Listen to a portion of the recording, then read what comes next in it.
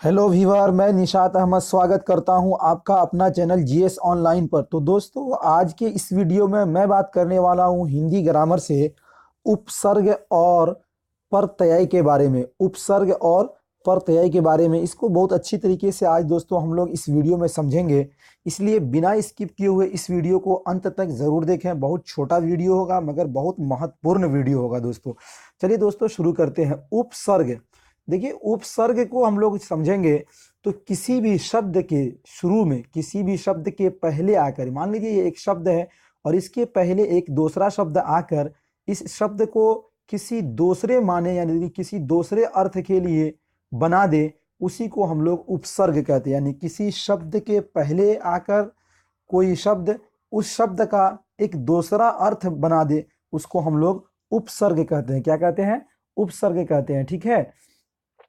किसी भी शब्द के पहले आकर कि उस शब्द को किसी दूसरे अर्थ के लिए या किसी दूसरा अर्थ में बदल दे, उसको हम लोग उपसर्ग कहते हैं। जैसे अन पढ़ लिखा हुआ रहता है दोस्तों, पढ़, और इसके आगे आके लग गया अन। क्या लग गया?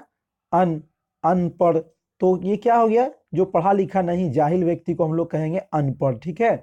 उम्मीद करता हूं दोस्तों ये बहुत अच्छी तरीके से आपको समझ में आ गया होगा। यहाँ पे प्रश्न है, उपसर्ग और प्रत्यय की परिभाषा उदाहरण के साथ प्रस्तुत करें। ठीक है। उत्तर: उपसर्ग वैसा शब्दांश जो किसी शब्द के पहले आकर उसका अर्थ बदल देता है, उपसर्ग कहलाता है। ठीक है। वैसा शब्दांश जो किसी शब्द के पहले आकर उसका अर्थ बदल देता है, उपसर्ग कहलाता है। जैसे अनु, उप, अन, सौ, दु, प्रति आदि उपसर्ग हैं। ये शब्दांश किसी शब्द के प्रारंभ में लगाकर उसका अर्थ बदल देते हैं। जैसे अन जोड़ पढ़, अनपढ़। अन जोड़ पढ़, अनपढ़। जैसे अन जोड़ मोल, अनमोल। देखिए अन क्या है यहाँ पर? अन यहाँ पर उपसर्ग है और उसमें आगे एक शब्द था मोल, उसके आगे अन लग गया तो अनमोल हो गया, यानी बहुत ज्यादा कीमती। ठीक है दोस्तों।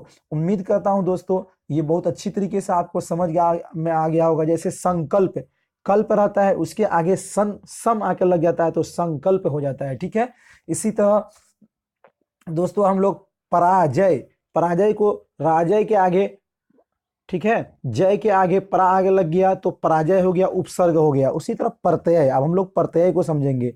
यानी वो शब्द जो किसी शब्द के आखिर में, अंत में आकर उस शब्द को एक नया अर्थ दे दे, एक नया माना दे दे, उसको हम लोग प्रत्यय बोलेंगे। क्या बोलेंगे? प्रत्यय बोलेंगे। देखिए दोस्तों, यहां पर हम लोग समझते हैं इसको अच्छी तरीके से।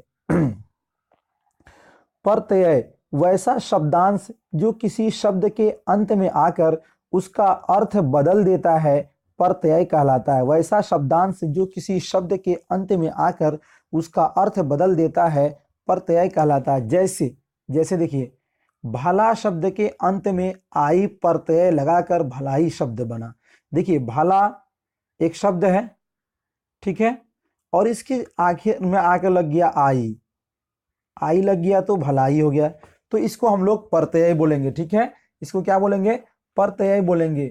इसी तरह दोस्तों हम लोग महंगाई, महंगा एक शब्द है, उसके आखिर में आगे लग गया तो ई लग गया तो क्या? महंगाई, भलाई, बुराई, ढिलाई, चिकनाई, धुनाई। ठीक है दोस्तों।